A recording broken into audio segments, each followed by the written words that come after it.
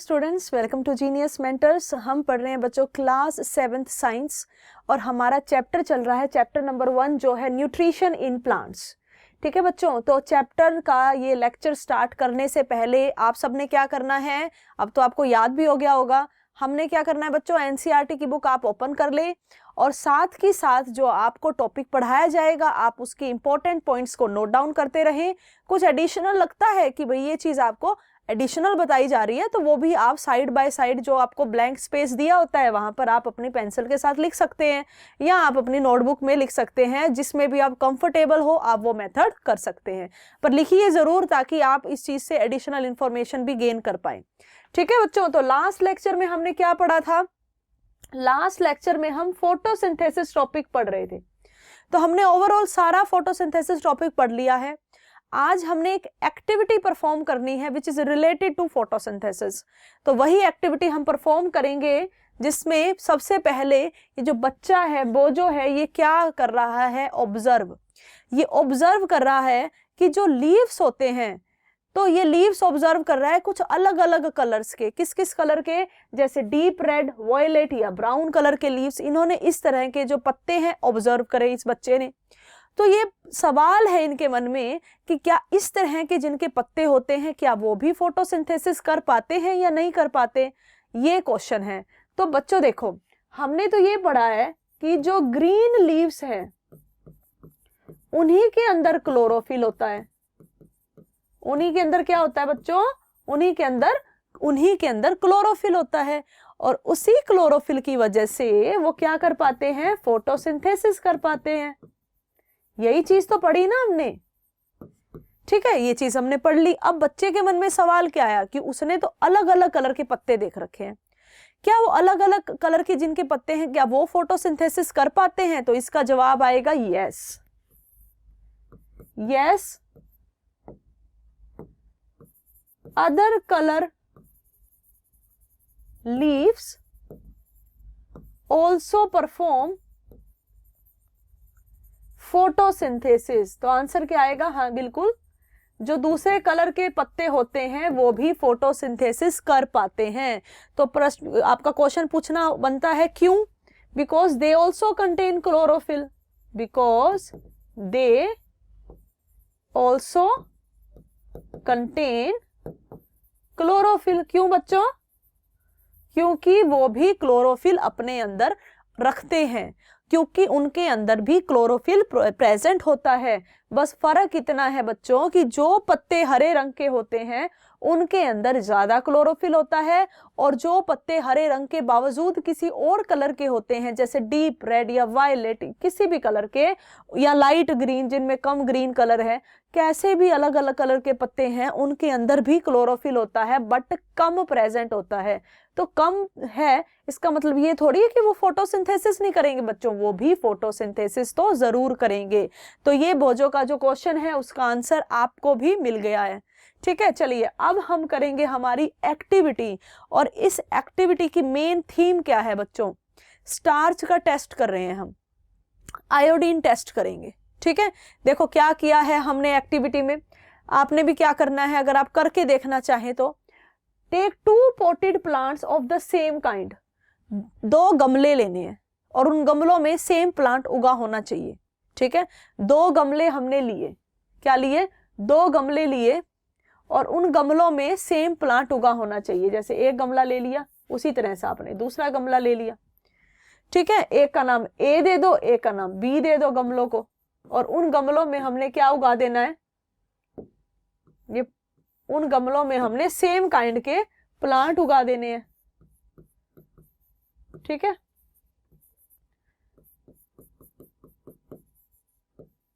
एक का नाम ए दे दिया, एक का नाम बी दे दिया। अब प्लांट भी सेम है, गमले भी सेम है, हमने 2 गमले ले लिए प्लांट वाले। अब क्या करना है, उनमें से किसी एक को आप डार्क रूम में छोड़ाओ, यानी कि keep one in the dark और इन अ डार्क ब्लैक बॉक्स। भाई करना ऐसा है कि सनलाइट उसके ऊपर ना आए, यानी कि सन का उसके साथ कांटेक्ट बंद करना है। या तो उसे किसी कमरे में बंद कर दो, अंधेरे में रख दो, या उसे किसी ब्लैक कलर के बॉक्स के अंदर रख दो। बच्चों ब्लैक कलर के बॉक्स से सनलाइट अंदर नहीं जाएगी। ठीक है ना, दोनों में से कोई एक काम कर दो। फॉर 72 आवर्स, ठीक है, कितने घंटों के लिए, 72 आवर्स के लिए आपने ये करना है। फिर क्या करोगे, और दूसरे को आप सनलाइट में छोड़ दो, यानी कि दोनों को, भले प्लांट सेम है उसमें, भले वो दोनों गमले हैं, आपने मान लो, अभी हम बात कर लेते हैं कि ए को आपने क्या किया, धूप में नहीं रखना, उसे अंधेरे में रखना है, या तो कमरे में रख दो जहां सनलाइट ना आती हो, चाहे किसी बॉक्स के अंदर रख दो, ब्लैक कलर के बॉक्स में। बस अपना मेन कंसर्न क्या है, हम चाहते क्या है कि उसको सनलाइट का उसके साथ कांटेक्ट ना हो पाए। और जो बी वाला है ना, इसे सनलाइट की प्रेजेंस में रख दो, ठीक है, कितने टाइम के लिए, 72 आवर्स के लिए। और अब हम करेंगे आयोडीन टेस्ट। अब हम 72 आवर्स के बाद हम दोनों के पत्ते हैं ना, उस पर आयोडीन टेस्ट करेंगे। किस किस पे, ए वाले के भी और बी वाले के भी। ए वाला जो है धूप में नहीं था, अंधेरे में था, और बी वाला धूप में था, ठीक है। तो दोनों के पत्तों को 72 आवर्स के बाद हम उसके ऊपर आयोडीन टेस्ट कर रहे हैं। मैं अभी आपको बताऊंगी कि आयोडीन टेस्ट क्या होता है, और ऑलरेडी इसे हम 6th क्लास में परफॉर्म कर चुके हैं। चलो 6th क्लास में जो परफॉर्म किया, क्या पता बच्चे भूल गए हो, तो उसको रिवाइज दोबारा करेंगे। तो हमने आयोडीन टेस्ट परफॉर्म करना है। चलो अभी मैं उसको बाद में बताऊंगी कि कैसे होता है, पर सुन लो अभी। तो आयोडीन टेस्ट जब आप परफॉर्म करोगे तो आपने अपने रिजल्ट को रिकॉर्ड करना है। क्या रिजल्ट होगा वो भी अभी बताया जाएगा। Now leave the pot which has earlier kept in dark for 3 to 4 days and perform the iodine test again. अब सुनो, मैं आपको पूरी बात बता रही हूँ। पहले तो सुनो आयोडीन टेस्ट ही क्या होता है, फिर ही तो करेंगे ना। देखो बच्चों, सबसे पहले आयोडीन टेस्ट क्या होता है। आयोडीन टेस्ट किस लिए करा जाता है, तो आप यहां लिखोगे to check the presence of starch. किसी चीज के अंदर स्टार्च प्रेजेंट है या नहीं। ध्यान से सुनो, जो बच्चे भूल चुके हैं आयोडीन टेस्ट क्या होता है, क्लास 6 में जो पढ़ा है, उनके लिए दोबारा रिवाइज करवाया जा रहा है, इसीलिए ध्यान से सुने। आयोडीन टेस्ट करवाया क्यों जाता है, ताकि ये चेक किया जा सके कि किसी चीज के अंदर स्टार्च की प्रेजेंस है या नहीं है। तो बच्चों कैसे होगा, ये आप सिंपल, पहले सिंपल पढ़ते हैं फिर इसके ऊपर चलेंगे। जैसे आलू है, तो आलू को काटो आप, और उसका एक पीस जो है, कटा हुआ पीस आप ले लो, और उसके ऊपर हम आयोडीन डालेंगे। आयोडीन मिलती है, जैसे स्कूल में एक्सपेरिमेंट करोगे तो स्कूल में भी मिलती है, ठीक है। उसके ऊपर हमने आयोडीन डाली। जैसे ही उसके ऊपर आयोडीन डाली, मतलब हमने क्या किया है बच्चों, पोटैटो लिया है और पोटैटो को काट के उसके ऊपर आयोडीन डाल दी, आयोडीन के ड्रॉप्स डाल दिए, बूंदे डाल दी। तो इमीडिएटली अगर ब्लू ब्लैक कलर आता है, यानी कि नीला काला मिक्स कलर आता है, किस कलर का आता है, कौन सा कलर आता है, ब्लू या ब्लैक कलर आता है, इसका मतलब बच्चों आयोडीन, स्टार्च प्रेजेंट है। इसका मतलब क्या चीज प्रेजेंट है, स्टार्च प्रेजेंट है। और अगर ऐसा कलर नहीं आता तो इसका मतलब स्टार्च प्रेजेंट नहीं है। आई होप आपको समझ में आया क्या किया है। पोटैटो को काटा, उसके ऊपर आयोडीन के ड्रॉप्स डाले, तो ब्लू ब्लैक कलर आना चाहिए, यानी कि ब्लू ब्लैक कलर आता है तो स्टार्च प्रेजेंट है, ब्लू ब्लैक कलर नहीं आता तो स्टार्च प्रेजेंट नहीं है। यानी कि सिंपल शब्दों में ये कहो कि अगर किसी के अंदर स्टार्च है या नहीं चेक करना हो तो उसके ऊपर आयोडीन सॉल्यूशन डाल दो। अगर ब्लू ब्लैक कलर आता है तो स्टार्च प्रेजेंट है, और अगर ब्लू ब्लैक कलर नहीं आता तो स्टार्च प्रेजेंट नहीं है, ठीक है। यही चीज हमने हमारी एक्टिविटी में करनी है। देखो मैंने आपको ना लास्ट लेक्चर में बताया था कि एक प्लांट अपना खाना बनाता तो ग्लूकोज की फॉर्म में है। क्या पढ़ा था हमने बच्चों, एक बार रिवाइज करो, ठीक है। मैंने आपको लास्ट क्लास में क्या बताया था, फोटोसिंथेसिस का ही तो हम एक्टिविटी कर रहे हैं। हमने कहा था कि जो प्लांट है वो प्रिपेयर करता है, prepare food in the form of glucose, in the form of glucose, और plant store food in the form of starch बात समझ में आ गई? फूड बनाता किस फॉर्म में है? ग्लूकोज की फॉर्म में। स्टोर किस फॉर्म में करता है? स्टार्च की फॉर्म में। और स्टार्च अगर किसी पत्ते में है, ध्यान से सुनो, if starch is present in leaves, इसका मतलब है फोटोसिंथेसिस हो रही है। Photosynthesis is performing by plant, photosynthesis is हो रही है। और अगर स्टार्च पत्तों के अंदर नहीं है तो इसका मतलब वहां कोई फोटोसिंथेसिस नहीं हो रही। इस बात को पहले याद कर लो, समझ लो कि प्लांट अपना खाना ग्लूकोज की फॉर्म में बनाता है, प्लांट अपना खाना स्टार्च की फॉर्म में स्टोर करता है। अगर किसी पत्तों में स्टार्च प्रेजेंट है, मौजूद है, तो फोटोसिंथेसिस मतलब हुई है। अगर नहीं है तो इसका मतलब फोटोसिंथेसिस नहीं हुई है। यहां तक क्लियर हुआ? क्योंकि ये एक्टिविटी का बेस है बच्चों, ये एक्टिविटी में यही चीजें हैं जो हो रही हैं, है ना। तो हमने क्या किया पत्ता, अब सुनो, आपको मैंने आयोडीन भी बता दिया टेस्ट की। आयोडीन टेस्ट में हम आयोडीन डालते हैं किसी चीज में, अगर ब्लू ब्लैक कलर आए तो स्टार्च प्रेजेंट है, नहीं है तो स्टार्च प्रेजेंट नहीं है। तो अब इन्हीं पोर्ट के ऊपर आओ। एक पोर्ट को डार्क में रखा हुआ है और एक पोर्ट को सनलाइट में रखा हुआ है। दोनों के ऊपर ही आपने 72 आवर्स बाद उसके पत्तों के ऊपर क्या करना है? आयोडीन टेस्ट करना है। तो जब आप आयोडीन टेस्ट करोगे ना बच्चों, तो जो तो डार्क में है ना, रूम डार्क में, तो जो डार्क में आपने अंधेरे में रखा है जो प्लांट, यानी कि पोर्ट नंबर ए, और सनलाइट में कौन सा रखा था? सनलाइट में रखा था पोर्ट नंबर बी। समझ में आया? ए हमने डार्क में रखा था, बी हमने सनलाइट में रखा था। 72 आवर्स बाद आपने आयोडीन टेस्ट किया तो आपने देखा कि जो पोर्ट ए है उनके पत्तों में इस तरह का कलर आया है, ब्राउन या येलो।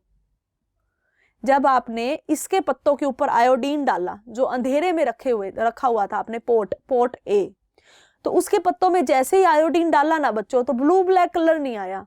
कौन सा कलर आया बच्चों? वहां ब्राउन और येलो कलर आया। इसका मतलब उसके अंदर स्टार्च नहीं है। स्टार्च नहीं है तो इसका मतलब उसने फोटोसिंथेसिस भी नहीं हुई वहां पे, है ना। क्या समझ में आया है कि जो पोर्ट ए है, जो डार्क में रखा हुआ था, उसका जब आयोडीन टेस्ट किया तो कैसा कलर आया? या तो आएगा येलो कलर आया, मान लो ब्लू ब्लैक नहीं आएगा, बस येलो कलर आ गया। इसका मतलब क्या है? No presence of starch, starch नहीं है। और जब स्टार्च ही नहीं है इसका मतलब फोटोसिंथेसिस भी नहीं हुई। चल गया ना पता, फोटोसिंथेसिस नहीं हुई। तो किसी प्लांट ने फोटोसिंथेसिस करी है या नहीं करी, क्या करो? उसको आयोडीन टेस्ट करके देख लो, उसके पत्ते के ऊपर आयोडीन डाल के देख लो। अगर ब्लू ब्लैक कलर आता है तो स्टार्च है, और स्टार्च है तो फोटोसिंथेसिस हुई है। यहाँ ब्लू ब्लैक कलर ही नहीं आया बच्चों, डार्क में जो रखा हुआ था ना, ब्लू ब्लैक कलर नहीं आया, येलो कलर आया। अब येलो कलर आया तो इसका मतलब स्टार्च नहीं है, स्टार्च नहीं है तो इसका मतलब फोटोसिंथेसिस भी नहीं हुई। यही तो हम चेक कर रहे हैं बच्चों। तो यहाँ ब्राउन येलो कलर आया है, इसका मतलब यहाँ पर स्टार्च नहीं है, स्टार्च नहीं है तो फोटोसिंथेसिस नहीं हुई। ऑन द अदर हैंड जो डार्क की साइड में पोर्ट बी है, इसमें हमने इसी तरह से टेस्ट किया तो कैसा कलर आया? ब्लू ब्लैक या ब्लू पर्पल। तो ब्लू ब्लैक कलर आया। ये कलर दर्शाता है कि यहां पर स्टार्च प्रेजेंट है, और स्टार्च प्रेजेंट का मतलब ये है कि फोटोसिंथेसिस हुई है। क्या प्रेजेंट है? फोटोसिंथेसिस हुई है। यही हम इस एक्टिविटीज में शो करना चाहते हैं कि आयोडीन टेस्ट करके चेक कर लो, अगर ब्लू ब्लैक कलर आता है तो फोटोसिंथेसिस हुई है क्योंकि स्टार्च प्रेजेंट है, और अगर ब्लू ब्लैक कलर की जगह जैसे ब्राउन येलो कलर आ गया तो इसका मतलब है ना तो स्टार्च प्रेजेंट है ना फोटोसिंथेसिस हुई है।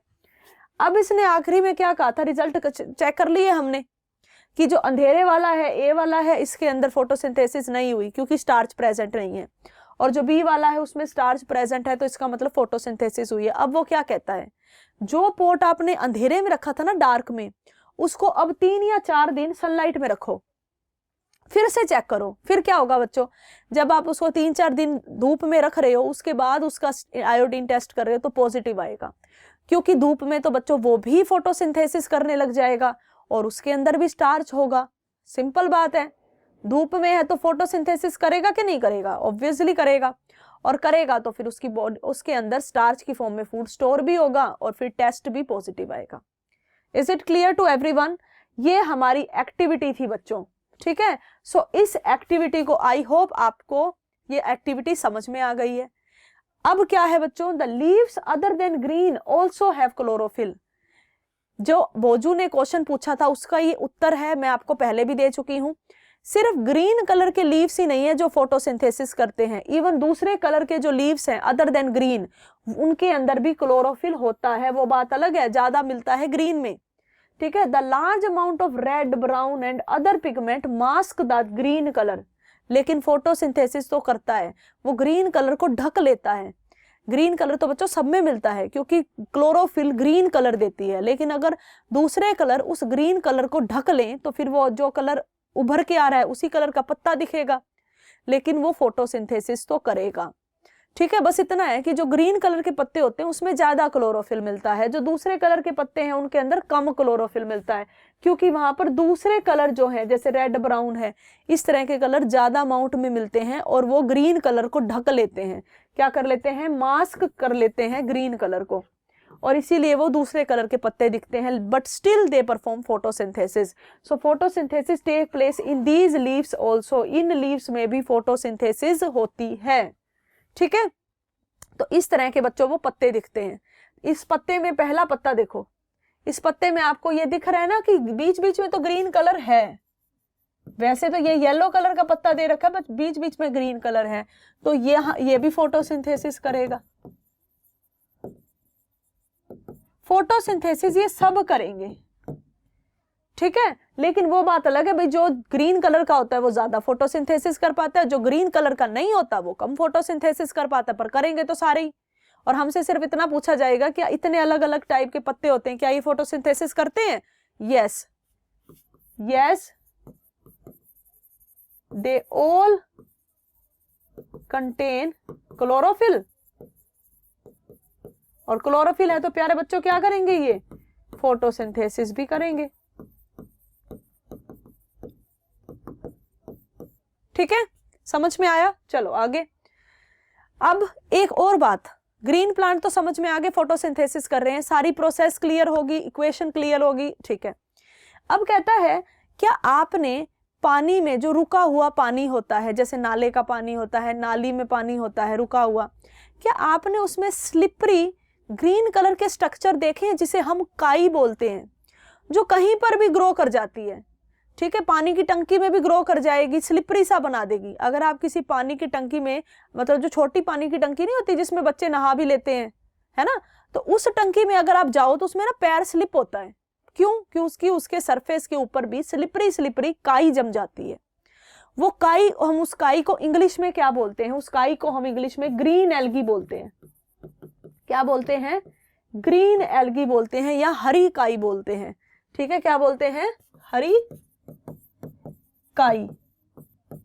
तो ये हरी काई कहीं पर भी पानी में ग्रो कर सकती है, रुके हुए पानी में तो ये ज्यादा ग्रो करती है। जैसे किसी टैंक में, छोटा सा टैंक है जिसमें बच्चे नहाते हैं, वो बच्चों का छोटा स्विमिंग पूल हो जाता है ना, तो उसमें वो जब नहाने के लिए जब उसके अंदर कूदते हैं तो देखते हैं उनका पैर स्लिप होने लगता है, क्यों? क्योंकि उसके अंदर काई जमी होती है, अगर वो साफ ना किया जाए तो कहता है कि आपने स्लाइमी ग्रीन पैचेस देखे होंगे पॉन्ड्स में या स्टैग्नेंट वाटर में। बच्चों ये स्टैग्नेंट को ही बोला है हमने, रुका हुआ पानी। रुका हुआ पानी क्या होता है? एक तो वो होता है पानी जो बहता रहता है जैसे नदियों का पानी, लेकिन अगर किसी नाले में पानी है तो रुका हुआ पानी, समझो पानी कैसा है? रुका हुआ। तो रुके हुए पानी में एल्गी सबसे ज्यादा ग्रो करती है, यानी कि काई सबसे ज्यादा ग्रो करती है और ये स्लिपरी होती है। तो फिर यहाँ इसको पढ़ाने का क्या मुद्दा हुआ? क्योंकि ये ग्रीन कलर की होती है और ये भी फोटोसिंथेसिस करती है। These are generally formed by the growth of organism known as algae. इन्हीं को एल्गी बोलते हैं या काई बोलते हैं। हम इसे क्यों पढ़ रहे हैं? आपसे क्वेश्चन पूछा गया, can you guess why algae are green in colour? Why we call it green algae? Why algae are green in colour? Answer वही है बच्चों, आपसे पूछा जाएगा क्वेश्चन में, व्हाई ग्रीन एल्गी या algae are green in colour? Because they also contain chlorophyll. They also contain chlorophyll. इनके अंदर भी क्लोरोफिल प्रेजेंट है। उस क्लोरोफिल की वजह से ये ग्रीन कलर के होते हैं। सिंपल। आपने देखो, आप हायर क्लासेस में पढ़ोगे कि एल्गी और अलग अलग कलर की भी होती है, जैसे रेड एल्गी, ब्राउन एल्गी, लेकिन अभी हम उतने डिटेल में नहीं जा रहे। सिंपल आपने ये पढ़ना है ग्रीन एल्गी ग्रीन कलर की क्यों होती है, क्योंकि उसके अंदर भी क्लोरोफिल होती है। तो बच्चों, अगर इसके अंदर क्लोरोफिल होती है तो क्या ये फोटोसिंथेसिस कर पाएगी? बिल्कुल कर पाएगी। Yes, green algae also perform photosynthesis. क्या है? yes, green algae also perform photosynthesis. Why they perform photosynthesis? Because they have chlorophyll.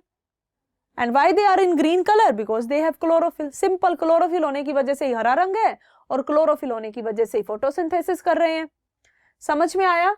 यही आपको बताना है that they contain chlorophyll which give them green color and also prepare their own food by photosynthesis. समझ में आ गया? चलिए आगे देखिए।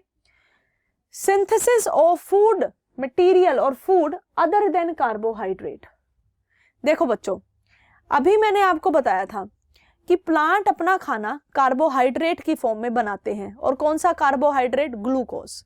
ठीक है, यानी कि प्लांट सिंथेसाइज यानी कि प्रोड्यूस करते हैं carbohydrate through the process of photosynthesis. Carbohydrate असल में होते क्या हैं? इसका फॉर्मूला बताया मैंने आपको ग्लूकोज का। ग्लूकोज का फॉर्मूला क्या पढ़ा था? C6H12O6, वेयर C होता है कार्बन, H होता है हाइड्रोजन और O होता है ऑक्सीजन। यानी कि बच्चों, ग्लूकोज में तीन चीजें हैं। अगर आप ग्लूकोज का स्ट्रक्चर तोड़ते हो तो ग्लूकोज में तीन चीजें हैं, कार्बन, हाइड्रोजन और ऑक्सीजन। ठीक है, क्या क्या चीजें हैं? कार्बन, हाइड्रोजन और ऑक्सीजन। तो कोई भी carbohydrate, we are not only discussing the glucose, कोई भी कार्बोहाइड्रेट जो होता है, कोई भी कार्बोहाइड्रेट जो होता है उसके अंदर ये तीन चीजें मिलती हैं, कार्बन, हाइड्रोजन और ऑक्सीजन। ये तीन चीजें ही किसी भी कार्बोहाइड्रेट के अंदर मिलेंगी आपको। तो वही आपने याद रखना है। क्या याद रखना है? Carbohydrates are made up of carbon, hydrogen and oxygen. तो कार्बोहाइड्रेट किससे मिलकर बनता है? इन्हीं तीनों चीजों से मिलता है। और ये क्या करता है? ये दूसरे कंपोनेंट भी बनाता है। यानी कि कार्बोहाइड्रेट तो बनता ही बनता है, they are used to synthesize other form of food also. मैंने आपको बताया था ना कि न्यूट्रिएंट में सिर्फ कार्बोहाइड्रेट थोड़ी होता है, न्यूट्रिएंट में तो फैट भी होता है, प्रोटीन भी होता है। तो इनसे प्रोटीन और फैट भी बनते हैं। किनसे? इन्हीं से, कार्बन और हाइड्रोजन और ऑक्सीजन से। यानी कि जो ये तीन चीजें हैं जिनसे कार्बोहाइड्रेट बना है, इन्हीं तीन चीजों से प्रोटीन बनता है, इन्हीं तीन चीजों से फैट बनता है।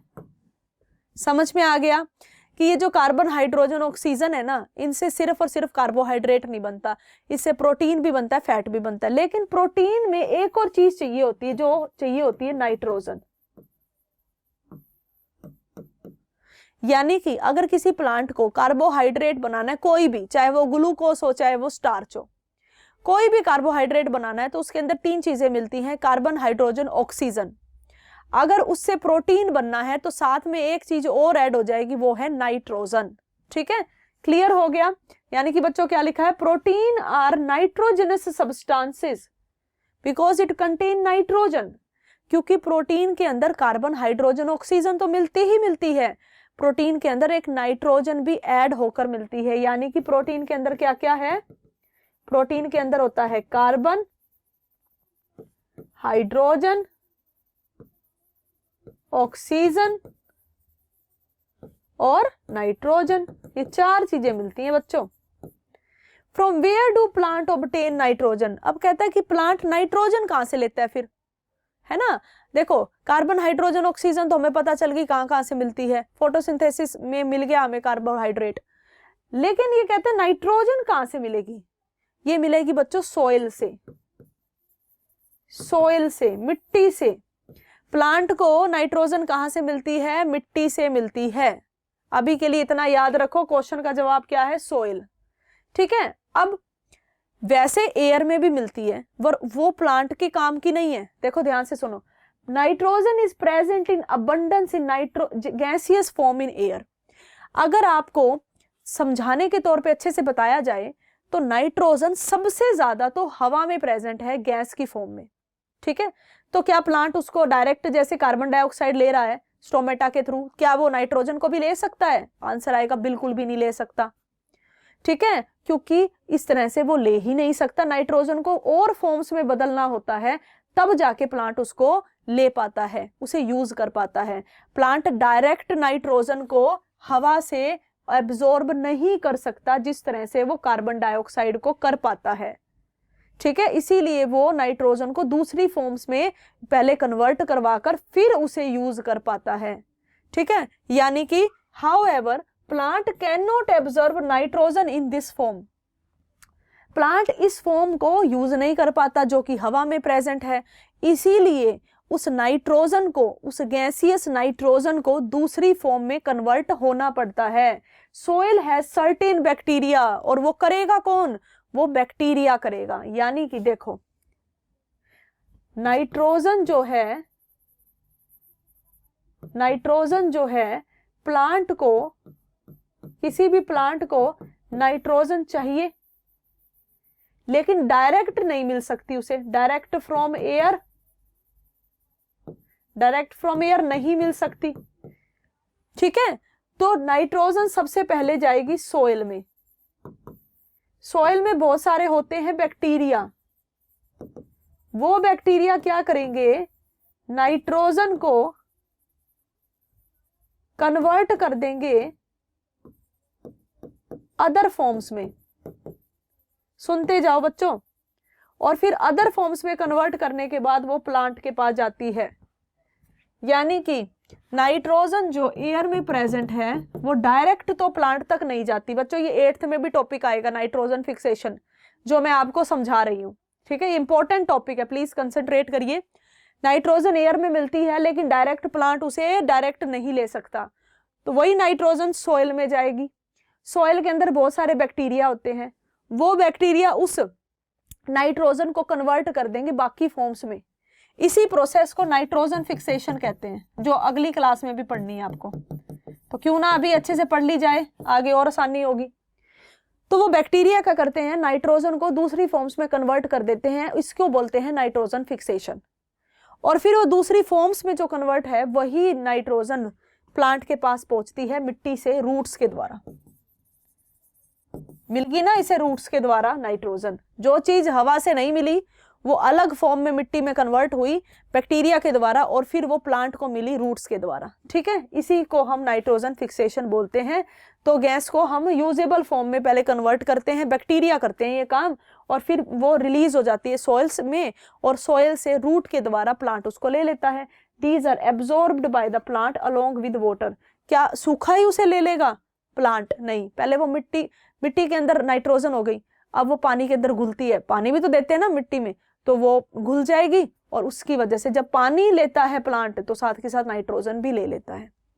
Is it clear to everyone? यहां तक समझ में आ गया बच्चों? तो आज के लिए हम इतना ही करेंगे। नाइट्रोजन फिक्सेशन को और डिटेल में हम पढ़ेंगे हमारी नेक्स्ट क्लास में। आज समझिए कि इसका इंट्रोडक्शन था। ठीक है, तो बाकी करेंगे नेक्स्ट क्लास में बच्चों। एडिशनल साथ के साथ लिखते जरूर रहें और उसे रिवाइज भी करते रहें, वरना भूल जाएंगे। Okay, all the best.